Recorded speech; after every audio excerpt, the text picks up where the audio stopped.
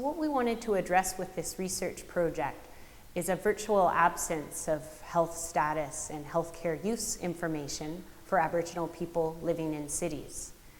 That to me seemed to be a huge gap, because here in Ontario 60% of all Aboriginal people live in cities.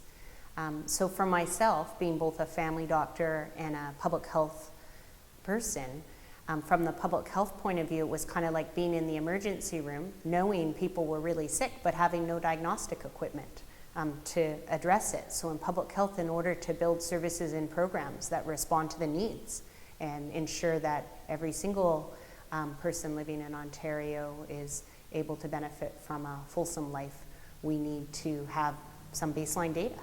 What illnesses do people have? Where are they well?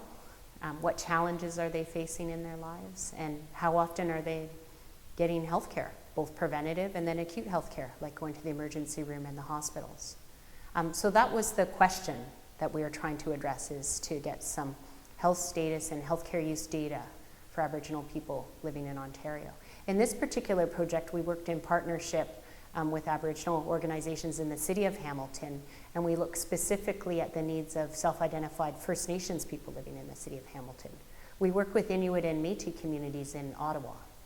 And in order to answer this question, we first of all asked the community a little bit about, well, what were their ideas around health? So we used a tool called concept mapping, and we built a map about the concepts, the ways in which the First Nations people living in Hamilton view their health. Then we built a health survey.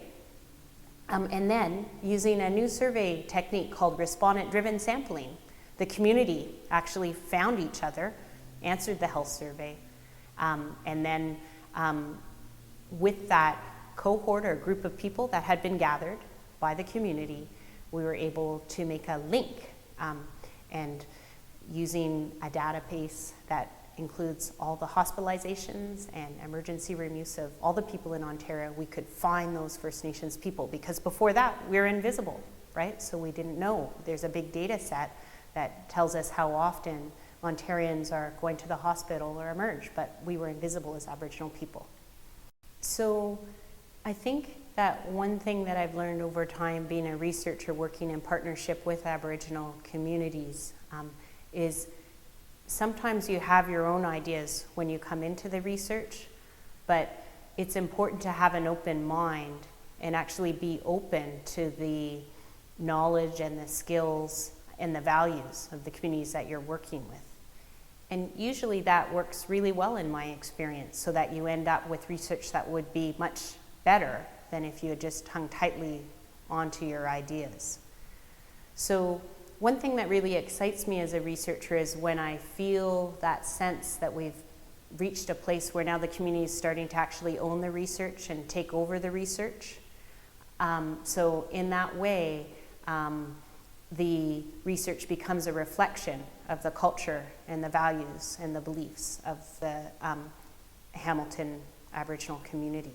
Finally, I would hope that with some of the press and the media, that non-Aboriginal people living in the city of Hamilton start to really listen and hear and understand some of these inequities.